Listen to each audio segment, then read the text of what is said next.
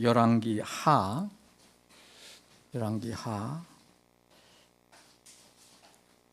2장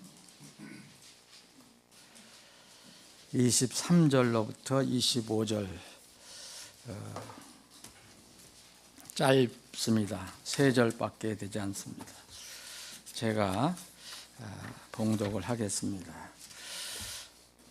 한영 근본역 대역성경 가지고 계신 분들은 608쪽이 되겠습니다. 608쪽 제가 봉독하겠습니다. 또 그가 거기에서 베델로 올라가더라. 여기서 그는 그 앞에 부분 읽어보시면 엘리사입니다. 예언자 엘리사. 그가 거기에서 베델로 올라가더라. 그가 길에서 올라갈 때에 어린아이들이 도시에서 나와 그를 조롱하며 이르되 너 대머리여 올라가라, 너 대머리여 올라가라 하더라. 엘리사가 돌이켜서 그들을 보고 주의 이름으로 저주하였더라.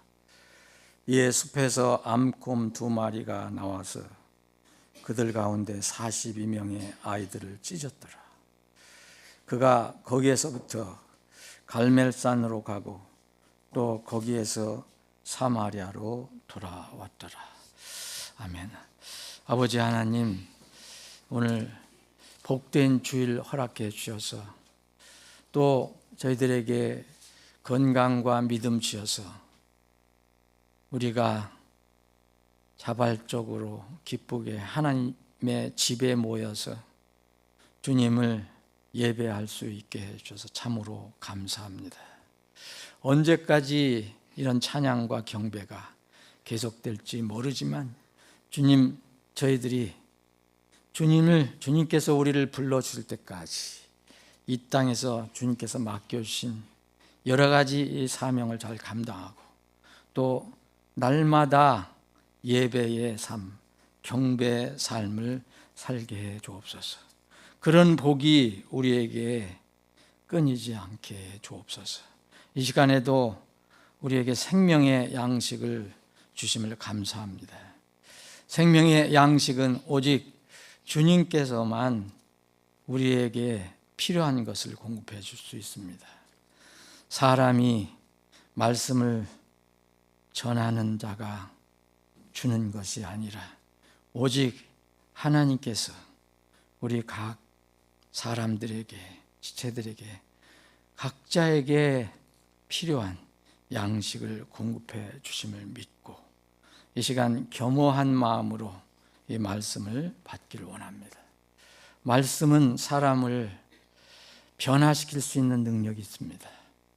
구원받아야 할 자는 구원받게 하시고 또 구원받고 살아가는 사람들에게는 주님을 더 뜨겁게 바라보는 그런 삶을 살 수 있도록 힘을 더하여 주시옵소서.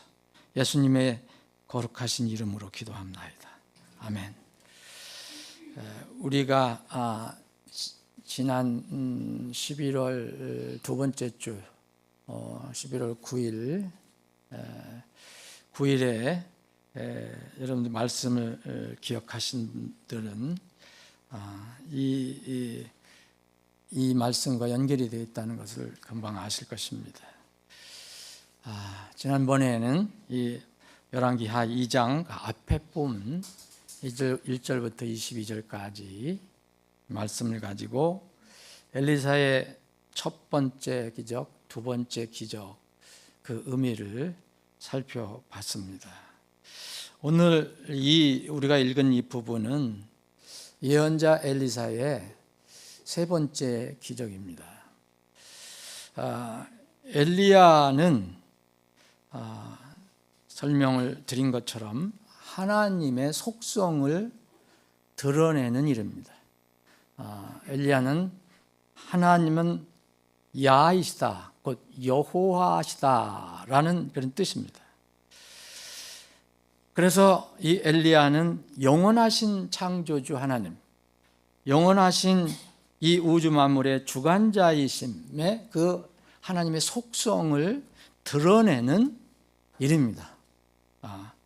또 그의 이 후계자 엘리사는 엘은 다 하나님이지만 이 엘리사는 하나님의 어떤 일하시는 부분을 설명해 주는 일입니다. 그래서 엘리사는 하나님은 구원이시다라는 뜻입니다. 하나님은 구원하신다라는 뜻도 됩니다. 그래서 이 엘리사는 죄인을 구원하시는 하나님, 곧 구원의 주체 원천임을 드러내는 일입니다. 그래서 이 두 사람은, 이 엘리야와 엘리사는 이스라엘의 그 초기 시대에 아주 중요한 역할을 한 하나님의 사람인데, 엘리야는 영원히 살아계신 하나님 모형입니다. 그 사람이지만 영원히 살아가신 하나님의 모형으로 엘리야가 이 땅에서 그 이름을 가지고 활동을 했습니다. 그래서 그는 죽을 수가 없습니다. 왜? 하나님은 영원하신 분이기 때문에, 죽지 않는 분이시기 때문에. 그래서 저는 생각하기는 그는 죽지 않고 바로 천국으로 가게 됐습니다. 승천했습니다. 그걸 우리가 지난번에 살펴봤습니다. 그러나 그의 후계자는, 엘리사는 하나님이 어떤 사람들을 구원하신다는 의미가 들어가 있습니다. 그러면 하나님께서 죄로 죽어가는 인간을 건지시기 위해서 친히 몸을 입고 오신 어떤 분을 모형적으로 보여주는 사람입니다. 그분이 예수 그리스도입니다. 예수 그리스도는 하나님이시지만 몸을 입고 이 땅에 오셔서 세상의 죄, 여러분들과 저의 죄를 위해서 십자가에서 피 흘려 죽으셨습니다. 그리고 우리의 영원한 부활, 영생을 위해서 다시 일어나셨습니다. 이러한 이 인간, 죄된 인간 세상의 구속을 이루신 하나님, 곧 예수 그리스도의 모형과 예표였기 때문에 그는 자기의 스승을 따라갈 수 없습니다. 그는 승천할 수 없습니다. 산채로. 위대한 예언자였지만 결국 죽을 병이 들어서 지상생을 마감합니다. 열왕기하 13장에 보면 그는 병이 들어서 결국 죽게 됩니다. 죄된 인간의 모습을 보여주고, 또 예수님이 그러한 몸을 입고 오신 분임을 그 이름 안에 드러내고 있는 사람입니다. 우리는 오늘 엘리사의 사역 초기에 일어났던 이 기적들, 그 중에서 첫 번째 일어난 기적, 두 번째 일어난 기적 우리가 지난번에 살펴봤고, 오늘은 세 번째 기적을 살펴봅니다. 첫 번째 기적은 여기 오늘 본문 말씀을 보시면 그 앞에 부분 보시면은 물리적인 보이는 기적이 이루어졌음을 알 수가 있습니다. 이 승천한 엘리야의 겉옷을 주어서 강물을 쳐서 이 엘리사가 이 요단강을 가릅니다. 마르게 해서 건너갑니다. 기적이었습니다. 그러나 그것을 누구든지 볼 수 있었어요. 제자들이 볼 수 있었어요. 두 번째 기적은, 엘리사의 두 번째 기적은 우리가 살펴본 것처럼, 자, 오늘 본문 그 앞에 부분 19절부터 22절까지 있는 영적인 기적이 있었습니다. 이것은 사람의 눈에 보이지 않습니다. 이것은 사람의 마음 속에서 이루어지는 기적이었습니다. 물도, 그 죽은 물도, 그 죽은 땅이 살아났다는 것도 사람 눈에는 보이지 않습니다. 이 영적인 기적은 주님께서 이 공생애를 할 때 이것도 행하셨고, 첫 번째 물리적인 기적도 주님은 행하셨습니다. 주님의 제자들도 똑같이 이 두 가지 기적을 행했습니다. 마음속에서 이루어지는 영적인 기적은 소금으로 인해서 사람의 병든 마음이, 죄된 마음이 치료를 받고 살아나는 것을 의미합니다. 이 신약 성경의 그 용어로 얘기하면 복음을 듣고 새 사람으로 변화되는 것, 죽음을 탈출해서 영원한 생명을 얻을 수 있는 사람이 되는 것을 말합니다. 오늘 본문 말씀의 엘리사의 세 번째 기적은 무슨 기적이냐? 사실 우리는 이 말씀을 읽기도 때로는 불편합니다. 그러나 성경은 우리가 부인할 수가 없습니다. 성경을 우리가 우리 마음에 들지 않는다고 손을 댈 수도 없습니다.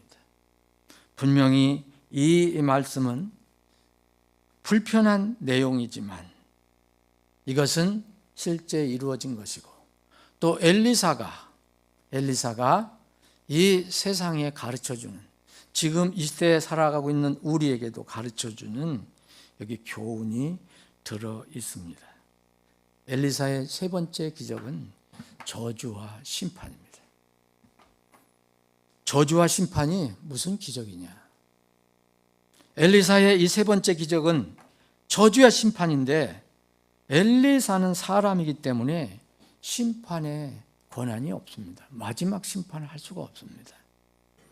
그러나 그때 자기 힘으로 한 것이 아니고 하나님께서 주시는 그 능력으로, 하나님의 능력으로 이렇게 심판을 한 것입니다. 엘리사에게 맡겨주신 사명은 그의 선임자 엘리야처럼 죽지 않고 하늘에 올라가는 것이 아닙니다. 땅에서 사역하다가 땅에서 생을 마치는 것입니다. 그래서 조금 전에 말씀드린 대로 엘리사는 불행한 것은 아니지만, 어쨌든 엘리사는 서운했는지 모르지만 자기 스승은 죽지 않고 승천을 했지만 엘리사는 병이 들어서 죽고 땅에 묻힙니다. 하나님께서 엘리사에게 예언자로 세우시고 주신 사명은 하나님께서 주신 것이기 때문에 거룩한 것입니다. 그게 어떤 사역이든 그것은 거룩한 겁니다. 우리 각자에게 맡겨주신 하나님의 일과 계획이 있다면 그것은 거룩한 것입니다. 우리가 그 사역을 좋아하든 싫어하든 그것은 거룩한 것입니다. 이 거룩한 하나님의 계획을 사람들은 부정하고 조롱합니다. 여기에 오늘 이야기가 담겨 있습니다. 하나님을 조롱하고 하나님 계획을 조롱하는 것은 곧 저주로 열매가 맺어지게 됩니다. 마지막 심판은 그것밖에 없습니다. 오늘 본문 말씀은 짧게 기록이 되어 있습니다. 그래서 우리가 묵상을 깊이 할 필요가 있습니다. 다른 말씀도 살펴보고, 너 대머리여 올라가라, 너 대머리여 올라가라. 이건 너는 여기 엘리사를 지칭하는 겁니다.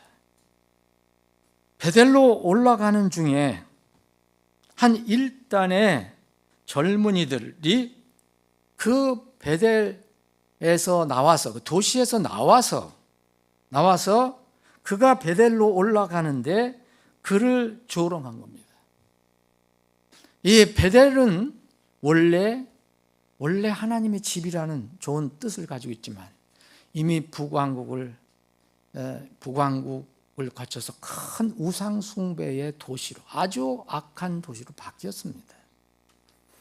아마도 여기서 베델로 올라가는 것은 그곳에 있는 우상 숭배, 그리고 거짓 예언자들, 하나님을 대적하는 모든 일에 대해서 이 엘리사가 대담하게 선포하려고, 자기는 그게 마음에 들지 않아도 하나님의 뜻을 선포하려고 올라가는 중이었을 것입니다.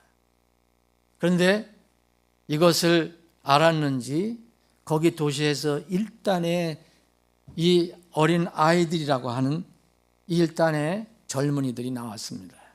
도시에서 나와서 그 엘리사를 조롱합니다. 여기 어린 아이들이라고 되어 있는데, 이거는 여러분 어린 아이들이라 해서 유아나 아무것도 모르는 어린 아이들로 생각하시면 안 됩니다. 성경에서 분명히 아무것도 모르는 어린 아이들도 나오지만은 이 여기서 어린 아이들은 사리 분별을 다 하고 사리 분별을 다 하는 젊은 사람들을 얘기합니다. 아니면 심지어는 신약에서는 어른들까지도 얘기합니다. 다만 신약에서는 똑같은 용어를 children을 이 신약에서는 자녀들이라고 우리가 번역을 한 겁니다. 사도 요한은 요한 1서를 읽어보시면 나의 어린 자녀들이라 몇 번씩 부릅니다. 똑같은 little children입니다. 그래서 이 성경에서 말하는 것은 물리적으로 어린아이도 있지만 그게 아니고 사리분별을 다 하는 그 시점서부터 어른까지도 포함을 합니다. 이 일단에 이 어린아이들로 표시된 이 사람들이 어떠한 사람들이라는 것은 분명합니다. 뭔가를 분별합니다. 선악간에 분별할 수 있는 능력이 있는 사람입니다. 그리고 이들은 이 엘리사가 무슨 일을 하는지 아는 사람들입니다. 그들이 엘리사가 베델로 올라올 때에 도시에서 나와서 그를 막습니다. 그를 조롱합니다. 그를 조롱하면서 너 대머리 올라가라, 너 대머리에 올라가라. 여러분, 엘리사가 실제로 우리가 지금 이 시대에 대머리 하면 머리가 벗어졌는지 안 벗어졌는지 저는 모릅니다. 성경에 그게 나와 있지 않아요. 그런데 이 대머리라는 것은 성경에서 약간 부정적인 의미입니다. 대머리는 하나님과 이렇게 관계에서 좀 뭔가 이렇게 어려운 부분을 얘기할 때 대머리라고 표시도 합니다.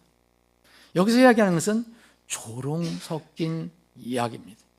실제 엘리사가 대머리였는지는 모릅니다. 그리고 당시 이 예언자들은 이스라엘 복장으로 하면 남자들도 때로는 머리를 덮을 때도 있었습니다. 그래서 모릅니다. 단 이들은 이렇게 조롱을 한 겁니다. 하나님의 사람을 조롱합니다. 그런데다가 또 뭐 했냐? 올라가라 올라가라 얘기했습니다. 2번이나. 왜 올라가라 올라가라 했습니까? 자기의 스승, 자기의 선임자 엘리야가 어떻게 했는지 이 일단의 아이들도 청년들도 알고 있었던 겁니다. 무슨 일을 하고 갔는지, 엘리야가 어떤 일을 하고 갔는지, 불의와 죄와 불법과 우상 숭배와 싸우다가 갔잖아요. 갈멜산에서 얼마나 놀라운 그런 기적적인 일이 일어났습니까? 하늘에서 불이 내려와서 재물들 다 태우고, 또 그 결과로서 그 거짓 예언자들이 이제 하나님 손에서 죽임을 당합니다. 우상 숭배를 제하는 이런 일을 한 것을 아마 알고 있었을 것입니다. 그런데 너 선생은 지금 하늘로 올라갔는데 너는 왜 이 지상에서 이렇게 머물고 있느냐? 대머리야, 대머리야. 올라가 봐라, 올라가 봐라. 이런 것입니다. 이것은 극도의 조롱이고 극도의 비난입니다. 이것은 이 받는 사람에게는 엄청난 수모.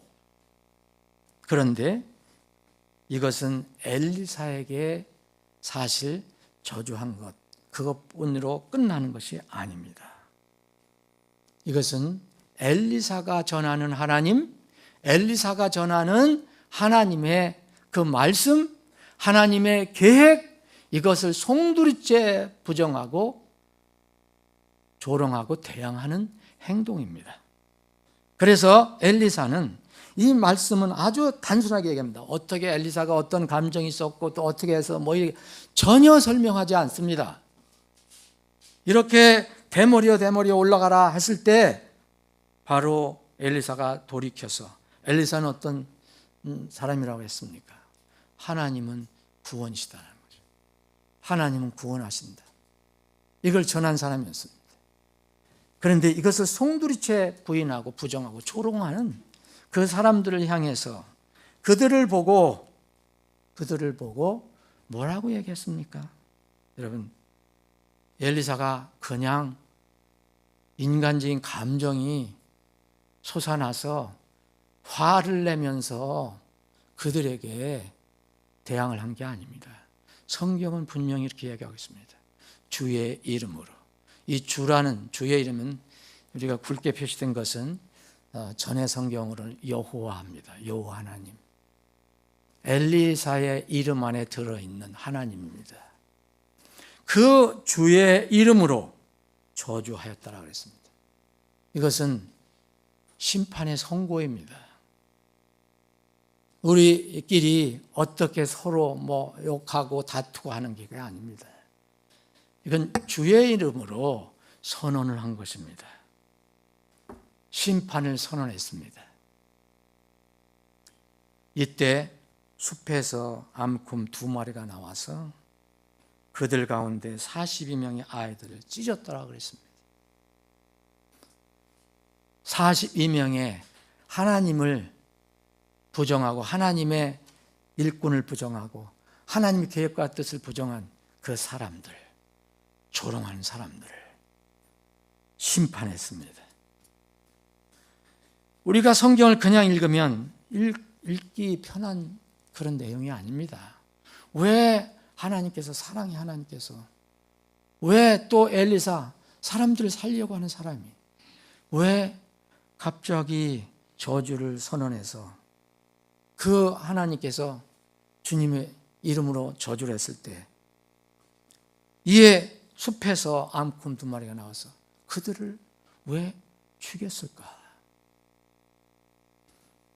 여러분, 다시 말씀드리면 엘리사는 하나님은 구원이시다라는 것, 하나님은 구원하신다라는 뜻이 있습니다. 엘리사의 3번 연거푸 일어나는 기적, 엘리사는 엘리야보다, 스승보다 기적을 더 많이 일으켰습니다. 그런데 이 이후에도 기적이 많이 일어났습니다. 그러나 엘리사의 연속적으로 3번 기적은 의미가 있습니다. 3번 기적의 영적 의미 분명히 있습니다. 지난주에 우리가 첫 번째 기적의 의미, 그리고 두 번째 기적의 의미도 우리가 살펴봤습니다. 첫 번째 기적은 이제 물리적인 기적이었어요. 보이는 기적이었어요. 여러분, 하나님이 사람의 몸을 입고 오신 분이 메시아 예수 그리스도입니다. 그분은 실제 그때 당시 사람들의 눈에 보이는 하나님으로 오셨습니다. 이게 초림 사건입니다. 첫 번째 기적은 예수님과 연결시켜보면 첫 번째 초림 사건을 말합니다. 하나님께서 우리 사람의 몸을 입고 오신 것은 기적입니다. 기적 중에 기적입니다. 그것이 성육신입니다. 분명히 예수님은 하나님이셨습니다. 두 번째 기적은 그 첫 번째 기적이 일어난 뒤에, 물리적인 기적이 끝난 뒤에 물이 나빠서 열매를 맺지 못하는 죽은 땅을 어떻게 치료했습니까? 하나님께서 다 방법을 알려주신 겁니다. 엘리사는 예수님의 모형입니다. 새 그릇에 소금을 담아서 그 죽은 물, 그 근원에다가 그래서 땅도 죽어버린 그 물 근원에다가 새 그릇에 담아온 소금을 던졌을 때 그 물은 치료되었고 그 땅은 이제 열매를 맺지 못한 죽은 땅에서 살아난 땅으로 바뀌게 되었습니다. 이것이 두 번째 기적이었습니다. 엘리사가 한 기적은 바로 초림하신 주님께서 이 땅에서 하신 일과 연결이 되었습니다. 영적으로 아무것도 열매 맺지 못하는 세상을 복음으로 치료하셨습니다. 그 일을 위해서 십자가에서 피 흘려 죽으시고 내가 다 끝내놨다라고 하시면서 숨을 거두셨습니다. 예수님 부활 승천 이후 기록된 말씀을 통해서 지금은 많은 죽은 혼들이 살아납니다. 죽은 세상이 살아나게 하는 것이 바로 우리가 주님으로부터 받은 전도 선교의 사명입니다. 이 사명은, 이 사역은 마지막 주님이 오셔서 불신 세상을 심판하실 때까지 지속될 겁니다. 그리고 우리는 그 일에 동참해야 합니다. 아직도 시간이 있습니다. 아직도 세상에는 기회가 있습니다. 이렇게 치료받을 수 있는, 살아날 수 있는 기회가 있습니다. 그래서 주님께서 오셨을 때 회개하라 그렇게 말씀하신 겁니다. 하늘의 왕국, 하나님 왕국이 가까이 왔느니라. 깨어나야 합니다. 그래서 사람들은 제발 자신의 본질을 알고 정신 차리고 깨어나야 합니다. 지금이 바로 두 번째 기적, 첫 번째 기적, 두 번째 기적, 그리고 세 번째 기적이 일어나기 중간 시대에 우리가 살고 있는 것입니다. 이 두 번째 기적의 의미는 우리는 잊을 수가 없습니다. 세 번째 기적은 참으로 읽기도 싫은, 이야기하기도 싫은, 그래서 어떤 면은 간단하게 두 절로 기록되어 있는지도 모릅니다. 그러나 이것은 분명히 엘리사가 행한 세 번째 기적입니다. 세 번째 기적은 구원의 하나님을 조롱하는 사람들에 대한 죽음의 심판을 말합니다. 첫 번째 기적, 성육신하신 초림주가 하신 일. 두 번째 기적, 십자가의 죽음과 피로 세상의 모든 죄를 해결하신 이 일을, 그리고 부활 승천하신 주님께서 나팔소리와 함께 다시 오실 때까지 이 세상은 지금도 이 두 번째 기적을 전해야 하고 이루어져야 합니다. 우리 제자들은, 그리고 제자들이 모인 교회는 바로 이 엘리사가 보여줬던 새 그릇에, 곧 새 복음에, 새 예수님, 율법이 아닌 예수님 안에 새 그릇에 죽지도 않고 썩지도 않고 부패하지도 않게 하는 이 소금, 주님과 그분의 말씀을 담아서 죽은 자들이 있는 곳에 던지는, 그러면은 살아나는 이 기적이 이 시대에 우리가 해야 할 일입니다. 이 기적은 예수님께서 보내신 성령님을 통하여서 이 시대에 이루어지고 있습니다. 우리를 사용하고 계십니다. 지금은 그래서 성령 시대, 말씀 시대라고 합니다. 주님의 몸의 교회 시대입니다. 교회를 통해서 이 일을 합니다. 우리는 지금 이 시대의 끝자락에 있습니다. 이렇게 첫 번째, 두 번째 기적이 끝나고 세 번째 기적은 유일하신 심판주이신 예수님께서 다시 오셔서 불신 세상에 대하여 저주를 선언하는 날, 무서운 심판을 선언하시는 그 날이 될 것입니다. 그 날이 갑자기 우리 앞에 닥치게 될 것입니다. 예언의 말씀이, 하나님께서 주신 예언의 말씀이 여러분들 반드시 성취될 것을 믿으십니까? 저는 아무 의심 없이 그대로 믿습니다. 또 그렇게 심판하러 오실 주님께서 도적처럼 갑자기 주님이 오실 것이라고 말씀하셨는데 그것을 여러분들은 믿으십니까? 저는 주어도 의심 없이 믿습니다. 지난 목요일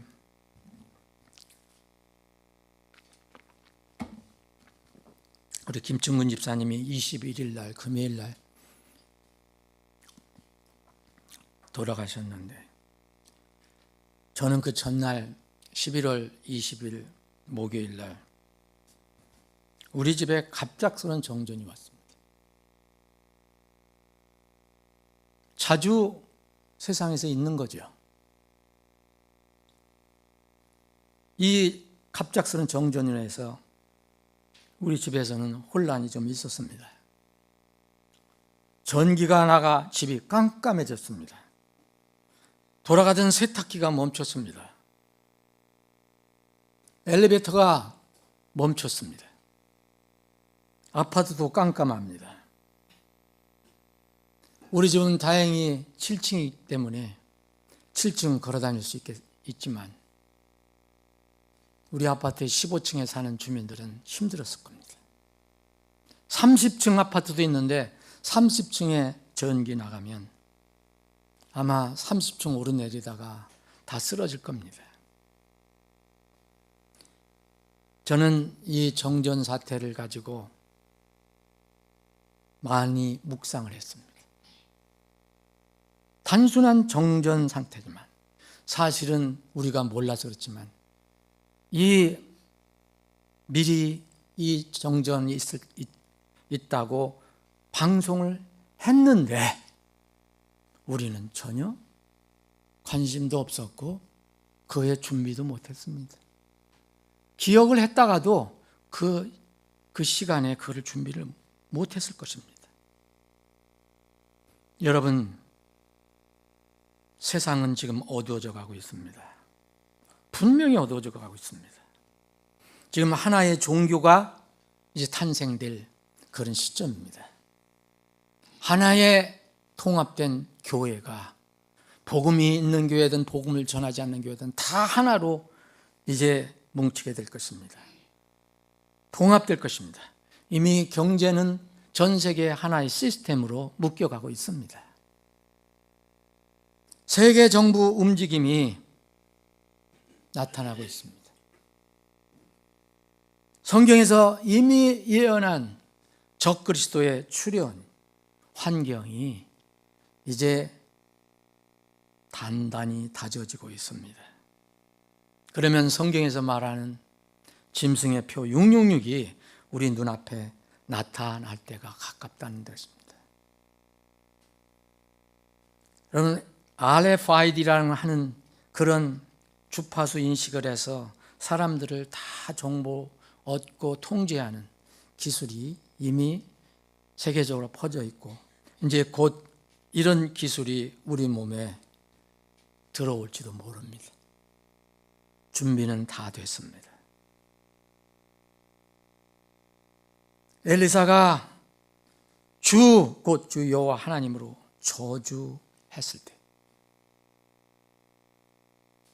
암콤이 나와서 하나님을 저주하던 사람들이, 하나님의 일을 저주하던 사람들이, 하나님의 말씀을 전하는 엘리사를 전했던 하던 사람들을 다 죽게 했습니다. 마지막 심판이 떨어진 것입니다. 사랑하는 여러분, 이것이 우리가 살고 있는 이 시대의 상황입니다. 마지막 심판은 오직 하나님만 하실 수 있고 사람이 집행할 수 없지만, 그런 고난도 없지만, 사람인 엘리사는 첫 번째, 두 번째 기적을 행했고 하나님의 이 인도하심 따라서 우리는 아직 영화로운 몸으로 변화되지 않아서 엘리야처럼 승천하지 못합니다. 나팔 소리가 나기 전에는 이루어지지 않습니다. 그러나 우리가 이 땅에 사는 동안은 엘리사가 행한 것 같은 그런 사명이 우리에게 주어졌습니다. 이거를 구원받은 사람은 아무도 부인할 수가 없습니다. 그 사명은 저주의 무서운 심판이 목전에 있으니 그 심판을 대비하라고 선포하는 것입니다. 지금은 두 번째 기적과 세 번째 기적 사이에 우리가 살고 있는 것입니다. 그 심판을 어떻게 대비합니까? 두 번째 기적인 나쁜 물로 죽은 땅을 새 그릇에 담아서 가지고 온 소금으로 치료하는 일을 나팔 소리 날 때까지 해야 합니다. 이것이 죽은 혼들을 살리는 일입니다. 우리 자신은 사람의 죄를 살 능력이 없습니다. 그럴 고난도 없습니다. 그런데 주님께서는 우리에게 천국 열쇠를 맡겨주셨다고 말합니다. 너희들이 열어주면 풀면 풀릴 것이고 너희들이 풀지 않으면 그대로 닫힌 채 있다고 말씀하십니다. 우리가 무슨 천국 열쇠를, 물리적인 천국 열쇠를 가지고 있습니까? 그것은 우리에게 맡겨주신 생명의 복음입니다. 이 생명의 복음을 지혜롭게 사용하느냐 안 하느냐, 이것이 하나님 나라의 왕국의 열쇠입니다. 주님은 부활하시고 난 뒤에 이 예루살렘 교회에 갑작스럽게 나타나셔서 제자들에게, 그 교회에게 하신 말씀이 있습니다. 이미 이 제자들은 성령의 놀라우신 은혜로 성령님이 없으면 예수님을 주라 시인할 수 없기 때문에 그들은 성령님의 인도하심을 받아서 예수를 믿고 구원을 받았습니다. 그런데 교회가 침체됐을 때, 주님을 잃어버리고 낙심되어 있을 때, 예배로 모여 있을 때 주님 부활하신 예수께서 나타나셔서 그들에게 당부하신 게 있습니다. 요한복음 20장 19절 보면 그 주의 첫날 저녁, 그 주는 주일을 얘기합니다. 제자들이 유대인들을 두려워하여 모인 곳에서 문들을 닫았더니 예수님께서 오셔서 한가운데 서서 그들에게 이르시되 너희에게 평강이 있을지어다 하시니라. 갑자기 나타나신 부활하신 주님께서 주일 모임을 가지고 있던 그 사람들에게 너희들 평강이 있을지어다 이렇게 말씀하셨습니다. 그분께서 이렇게 말씀하신 후에 그분께서 그들에게 자신의 손과 옆구리를 보이시더라. 이 제자들이 주를 보고 반가워하더라. 예수님께서 다시 그들에게 이르시되 너희에게 평강이 있을지어다. 내 아버지께서 나를 보내신 것 같이 나도 너희를 보내노라. 너희는 복수입니다. 교회 성도들을 말합니다. 그분께서 이것을 말씀하신 후에 그들 위에 숨을 내쉬며 그들에게 이르시되 너희는 성령을 받으라. 이 성령은 성령의 능력을 말합니다. 누구의 죄들이든지 너희가 사면하면 그것들이 그들에게 사면되고, 우리가 사면할 수 있는 능력이 있습니까? 권한이 있습니까? 예수님께서 죄 있는 사람들을 죄 용서하셨을 때 율법주의자들은, 바리새인들은, 장로들은 그걸 트집 잡고 내가 사람인데 어떻게 죄를 용서해 주느냐고 따졌습니다. 하나님이신 예수님은 죄를 사할 수 있습니다. 그런데 우리는 다른 사람의 죄를 우리 힘으로 사해 줄 수 없습니다. 그런 능력이 없습니다. 권한도 없습니다. 그런데 주님께서는 그렇게 말씀하십니다. 너희들이 누구의 죄들인지 너희가 사면하면 그것들이 그들에게 사면되고, 누구의 죄들인지 너희가 그대로 두면 그것들이 그대로 있느니라 하시니라. 무슨 말씀인지 여러분들 아시죠? 전국의 열쇠를 활용하면 그들이 살아날 수도 있다. 죄를 용서받고 살아날 수도 있다. 그런데 너희들이 잠잠하면 그들은 죄를 용서받을 수 없다.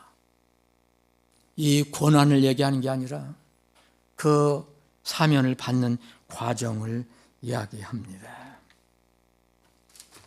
사랑하는 우리 여러분, 우리는 그 심판을 어떻게 대비합니까? 바로 이 죄사함을 전하는 것입니다. 하나님의 뜻을 전하는 겁니다. 만약 이 일이 이루어지지 않으면 이제는 저주 아래서 벗어날 수가 없습니다. 갈라디아서 3장 10절에 보면 율법의 행위들에 속한 자들을 다 저주 아래에 있다고 얘기합니다. 내가 무엇을 잘해서 내가 구원을 받는 것이 아닙니다. 예수 그리스도를 믿고 내 은혜로 하나님께서 주신 예수 그리스도를 믿고 그분의 하신 일을 다 믿으면 우리는 구원의 선물을 받고 저주에서 벗어나게 됩니다. 갈라디아서 3장 13절에는 이어서 그리스도께서 우리의 저주가 되사 저주에서 우리를 구속하셨다 말합니다. 그분이 우리의 저주를 이미 받으셨습니다. 그래서 우리는 저주에서 벗어났습니다. 자유로워졌습니다. 이렇게 알려주는 것이 바로 아직도 모르는 사람들의 죄를 사면해 주는 일입니다. 정죄에서 저주에서 벗어나지 못하면 엘리사의 세 번째 기적이 일어납니다. 하나님이 구원이시다라는 말씀을 조롱하는 사람들은, 세상은 이 저주를 피할 수가 없습니다. 마태복음 13장 49절 50절에 이 말씀이 있습니다. 이 세상 끝에도 이러하리니, 지금은 주님이 오시기 직전에 세상 끝이라고 생각합니다. 이 세상 끝에도 그러하리니 천사들이 와서 의인들 가운데서 사악한 자를 갈라내요. 지금은 다 의인처럼 보이지만 모릅니다. 나중에 하나님께서 천사를 통해서 갈라내실 겁니다. 갈라내서 그 저주에서 벗어나지 못한 사람들, 예수님을 받아들이지 않고 하나님을 비난하는 사람들, 조롱하는 사람들, 불타는 용광로 속에 그들을 던져 넣으리니 거기서 통곡하며 이를 갈미 있으리라. 이렇게 주님께서 말씀하셨습니다. 주님은 사랑의 주님입니다. 그런데 왜 이런 말씀하셨습니까?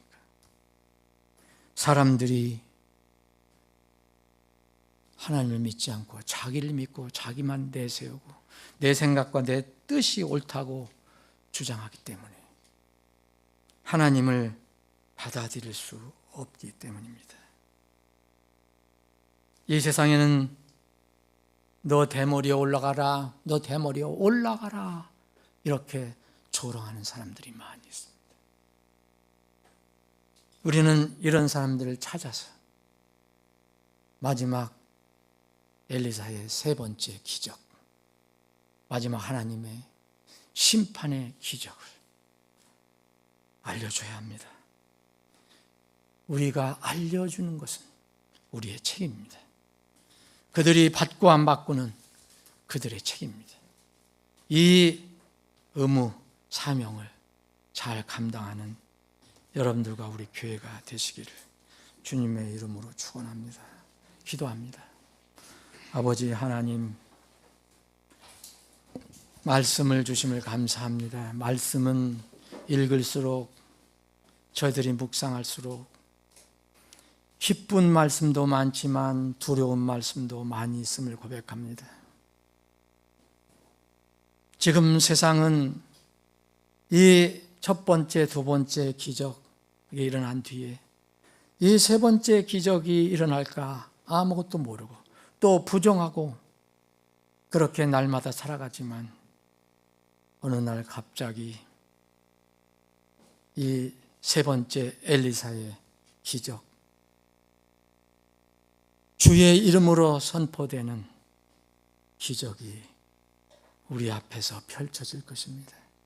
주님, 이때가 오기 전에 저희들은 할 일이 있습니다. 해야 할 일이 있습니다. 혼들을 불쌍히 여겨주시고 그들을 주님께로 인도하는 것입니다. 이 일을 저희들에게 맡기셨으니 잘 감당할 수 있도록 우리에게 믿음을 더하여 주옵소서. 아버지 하나님, 오늘 말씀을 듣는 혼들 중에서 혹 인터넷을 통해서 듣든지 무엇을 통해 듣든지 듣는 혼 중에서